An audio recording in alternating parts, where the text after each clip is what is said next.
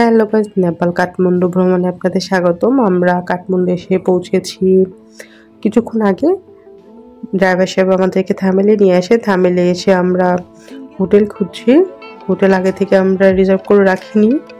নাগরকোটে আমাদের resort book করা আছে, নেক্সট ডেতে আমরা নাগরকোট যাবো। বাট আমরা একটা রাত থাকতে যাচ্ছি কাঠমান্ডুতে, কিন্তু হোটেলের এত প্রাইস আমরা আসলে পাচ্ছি না হোটেল পছন্দ মতো। তো দু একটা পেয়েছি, যদি রনি পছন্দ করে, রনি হচ্ছে আমার হাজব্যান্ডের ভাই, ও যদি পছন্দ করে তাহলে আমরা ওই হোটেলটা নিয়ে ফেলবো। এর আগে ওই হোটেলটা দেখে এসেছি, কিন্তু আমার কাছে মনে হচ্ছে আমরা এর আগে যে হোটেলটা দেখেছি ওইটাই বেস্ট হবে।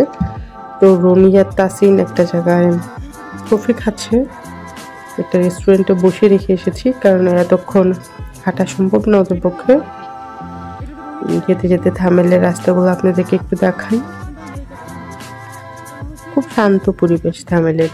যে আমরা এটা পছন্দ করেছিলাম, আসার সময় এটা দেখে এসেছি, তো আমাদের ইচ্ছে এটাই নিব।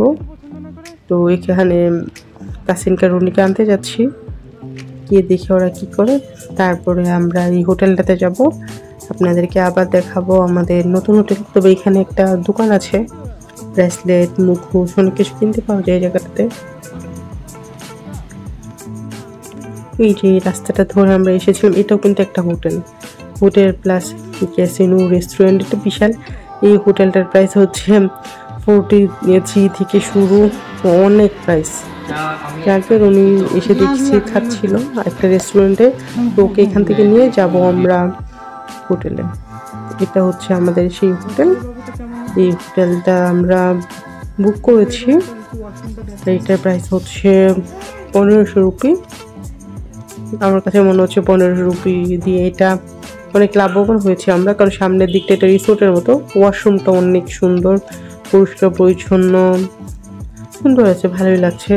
তবে লাইটের আলোটা একটু কম হয়, অন্ধকার লাগছে। আমি আসলে লাইটগুলো খুঁজে পাচ্ছি না, আর লাইট আছে।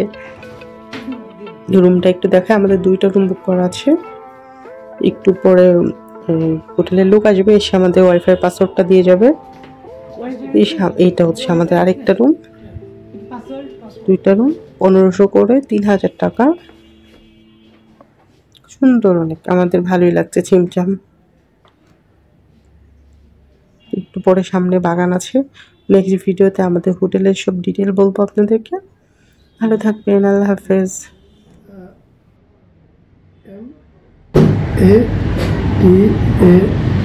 Mathan. 1, 2, 3. Connected.